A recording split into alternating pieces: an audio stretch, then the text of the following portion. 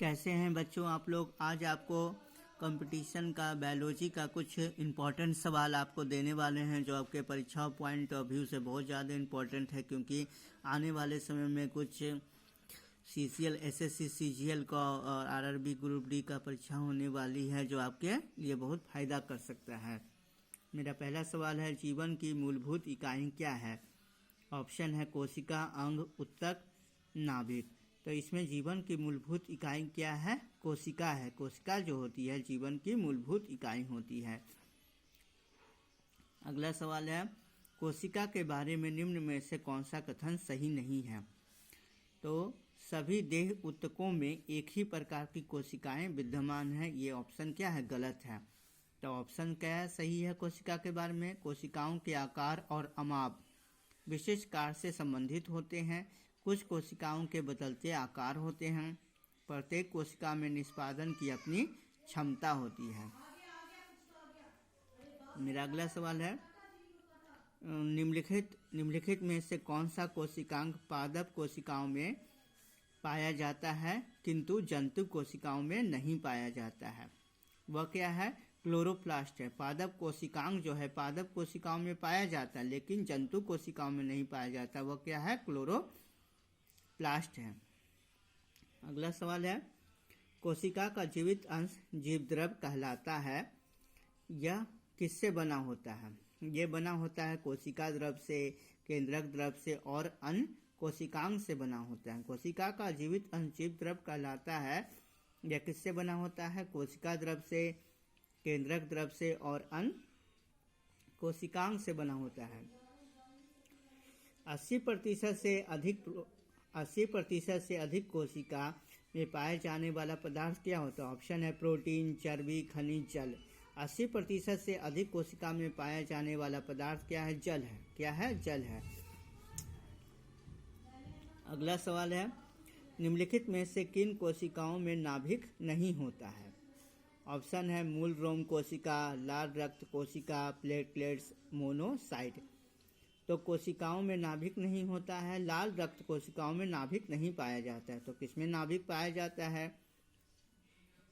मूल रोम कोशिका में पाया जाता है, प्लेटलेट्स में पाया जाता है, मोनोसाइट में नाभिक पाया जाता है।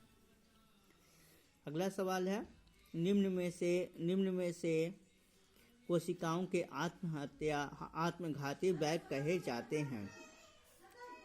ऑप्शन है लाइसोसोम्स, राइबोसोम्स, डिक्टोसोम्स और फैगोसोम्स।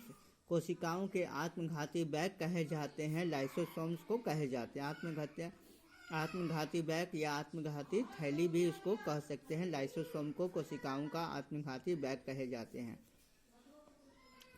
अगला सवाल है, निम्नलिखित कोशिका अंगों में से कौन सा एक अर्धपारगम है? ऑप्शन है कोशिका झिल्ली, प्लाज्मा झिल्ली, कोशिका भित्ति, केंद्रक। तो कोशिका अंगक में से कौन सा अर्धपारगम झिल्ली है? कोशिका झिल्ली जो है कोशिका अंगों में से अर्धपारगम झिल्ली है। अगला सवाल है, निम्नलिखित में से किसको कोशिका का पावर प्लांट भी कहा जाता है? ऑप्शन है गोल्गी काय, माइटोकॉन्ड्रिया, राइबोसोम, लाइसोसोम। तो पावर प्लांट कोशिका को किसको कहा जाता है? माइटोकॉन्ड्रिया को कोशिका का क्या कहा जाता है? पावर प्लांट कहा जाता है। कोशिका का शक्ति स्रोत क्या है? कोशिका का शक्ति स्रोत माइटोकॉन्ड्रिया होता है। माइटोकॉन्ड्रिया जो है कोशिका का क्या है? शक्ति स्रोत है। अगला सवाल है, मानव शरीर में मौजूद निम्नलिखित कोशिकाओं में से किसमें माइटोकॉन्ड्रिया नहीं पाया जाता है? लाल रक्त कोशिकाओं में माइटोकॉन्ड्रिया नहीं पाया जाता है। तो किसमें माइटोकॉन्ड्रिया पाया जाता है? यकृत कोशिका में, मांसपेशी कोशिका में, श्वेत रक्त कोशिका में माइटोकॉन्ड्रिया पाया जाता है। अगला सवाल है, निम्नलिखित में से कोशिका का नियंत्रक केंद्र कौन है? ऑप्शन है केंद्रक, प्लाज्मा, लाइसोसोम, क्रोमोसोम। निम्नलिखित में से कौन सा कोशिका का नियंत्रक केंद्र है? नियंत्रक केंद्र है। केंद्रक जो है कोशिका का नियंत्रक केंद्र है। अगला सवाल है, निम्नलिखित की कोशिका सूक्ष्मतम जीवित कोशिका है? ऑप्शन है bacterium, bread mould, mycoplasma, virus. निम्नलिखित में से कोशिका का सूक्ष्मतम जीवित कोशिका है? माइक्रोप्लाज्मा है। अगला सवाल है, डीएनए का संबंध जिस अति मूल प्रोटीन से है उसे क्या कहते हैं? हिस्टोन कहते हैं। डीएनए का संबंध जिस अति मूल प्रोटीन से उसे क्या कहेंगे? उसे हम लोग हिस्टोन कहते हैं।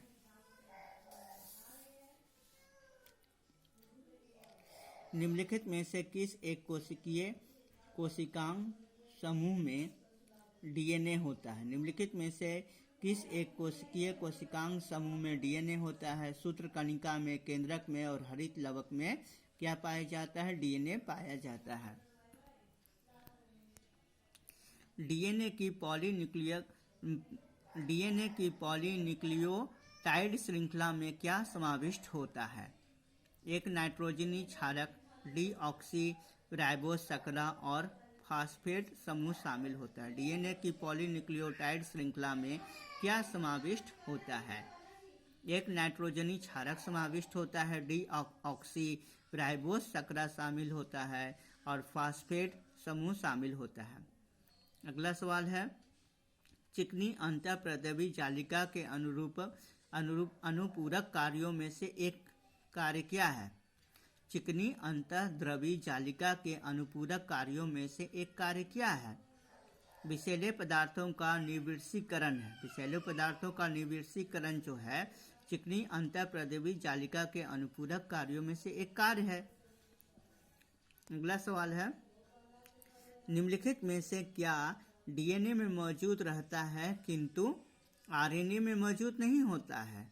थाइमिन जो है डीएनए में मौजूद रहता है लेकिन आरएनए में मौजूद नहीं रहता। क्या चीज़? थाइमिन जो है डीएनए में मौजूद रहता है लेकिन आरएनए में मौजूद नहीं रहता है। आरएनए का कार्य क्या है? प्राथमिक कार्य क्या है आरएनए का? प्रोटीन का संश्लेषण करना। प्रोटीन का संश्लेषण कौन करता है? आरएनए करता है। राइबोसोम होते हैं क्या? ऑप्शन है डीएनए, आरएनए, प्रोटीन्स, इनमें से कोई नहीं। राइबोसोम्स आरएनए होते हैं। राइबोसोम्स क्या होते हैं? आरएनए होते हैं।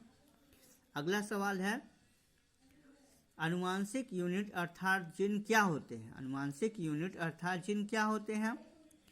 केंद्रकीय झिल्ली में होते हैं, कोशिका कला में होते हैं, लाइसोसोम में होते हैं, गुणसूत्रों में होते हैं। आनुवांशिक यूनिट अर्थात जीन होते हैं गुणसूत्रों में पाए जाते हैं। डीएनए की द्विकुंडलीय संरचना किसके द्वारा दी गई थी? वाटसन तथा क्रिक के द्वारा डीएनए की द्विकुंडलीय संरचना दी गई थी। अगला सवाल है, सबसे पहले डीएनए को अलग किसने किया था? सबसे पहले जो है डीएनए को अलग किसने किया था? फ्रेडरिक हॉफमैस्टर ने। फ्रेडरिक हॉफमैस्टर ने सबसे पहले क्या किया था? डीएनए को अलग कर दिया था। अगला सवाल है, डीएनए के दो स्टैंडर्ड बंधे होते हैं किसके द्वारा? हाइड्रोजन बॉन्ड्स के द्वारा। डीएनए के दो स्टैंडर्ड जो होते हैं हाइड्रोजन बॉन्ड्स के द्वारा क्या होते हैं? बंधे होते हैं। अगला सवाल है, डीएनए के तंतु गक्ष यानी स्टैंडर्ड से आरएनए में आनुवांशिक सूचना के प्रतिरूपण की प्रक्रिया क्या कहलाती है? डीएनए के एक तंतु गक्ष यानी स्टैंडर्ड से आरएनए में आनुवांशिक सूचना के प्रतिरूपण की प्रक्रिया क्या कहलाती है? अनुलेखन कहलाती है। प्रयोगशाला में सर्वप्रथम डीएनए का संश्लेषण किसने किया था? प्रयोगशाला में सर्वप्रथम डीएनए का संश्लेषण किसने किया था? खुराना ने किया था। डीएनए का संश्लेषण प्रयोगशाला में सबसे पहले किसने किया था? खुराना के द्वारा किया गया था। डीएनए अंगुली छाप का प्रयोग किसकी पहचान के लिए किया जाता है? डीएनए अंगुली छाप का प्रयोग किसकी पहचान के लिए किया जाता है? माता पिता के लिए, बलात्कारी के लिए, चोर के लिए। डीएनए अंगुली छाप का प्रयोग किसकी पहचान के लिए किया जाता है? माता पिता के लिए, बलात्कारी के लिए, चोर के लिए किया जाता है। जीव कोशिकाओं में आनुवांशिक लक्षणों के नियंत्रण में निम्नलिखित में से कौन उत्तरदायी है? डीएनए उत्तरदायी है। जिन कोशिकाओं में आनुवांशिक लक्षणों के नियंत्रण में कौन सा उत्तरदायी है? डीएनए उत्तरदायी है। अगला सवाल है, पुरुष में पुरुषत्व के लिए कौन सा गुणसूत्री संयोजन उत्तरदायी है? पुरुष में पुरुषत्व के लिए कौन सा गुणसूत्री संयोजन उत्तरदायी है? XY गुणसूत्री संयोजन उत्तरदायी है। मनुष्य में कौन से क्रोमोसोम के मिलने से बालक का जन्म होगा?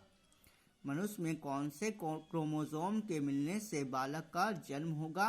पुरुष का Y व स्त्री का X। पुरुष का Y जब स्त्री के X से मिलता है तो मनुष्य में बालक का जन्म होगा। शरीर में लगी चोट की मरम्मत के लिए किस प्रकार के सेल विभाजन का प्रयोग किया जाता है? शरीर में लगी चोट की मरम्मत के लिए किस प्रकार के सेल विभाजन का प्रयोग किया जाता है? केवल समसूत्रण विभाजन का प्रयोग किया जाता है। गुणसूत्रों की आकृति विज्ञान की अच्छी तरह से अध्ययन किसके लिए किया जाता है? मध्यावस्था के लिए किया जाता है। गुणसूत्रों की आकृति विज्ञान का अच्छी तरह से अध्ययन किसके द्वारा किससे किया जाता है? मध्यावस्था से किया जाता है। विषाणु में निम्नलिखित में से कौन सी एक विशेषता नहीं होती है? कोशिका भित्ति की मौजूदगी होती है। विषाणु में निम्नलिखित में से कौन सी एक विशेषता नहीं होती? कोशिका भित्ति की मौजूदगी होती है। तो विषाणु में क्या विशेषता होती है? डीएनए या आरएनए की मौजूदगी होती है। परकोशी कोशिकाओं के भीतर प्रजनन होता है। स्वभाव से पूरी तरह क्या होते हैं? परजीवी होते हैं। विषाणुओं में क्या होता है? या तो आरएनए होता है या तो डीएनए होता है। विषाणुओं में क्या होता है? या तो आरएनए होगा या तो डीएनए होता है। प्यारे बच्चों, मैंने आपके competition point of view RRB और सीजीएल, एसएससी सीजीएल के लिए और अन्य कुछ राज्य से संबंधित परीक्षाओं के लिए कुछ बायोलॉजी का सवाल लाया है जो आपको फ़ायदा हो सकता है। मेरे वीडियो को लाइक कीजिएगा, सब्सक्राइब कीजिएगा और ज़्यादा से ज़्यादा शेयर कीजिएगा कि मुझे आगे भी वीडियो बनाने में मनोबल प्राप्त हो। ओके, बाय बच्चों।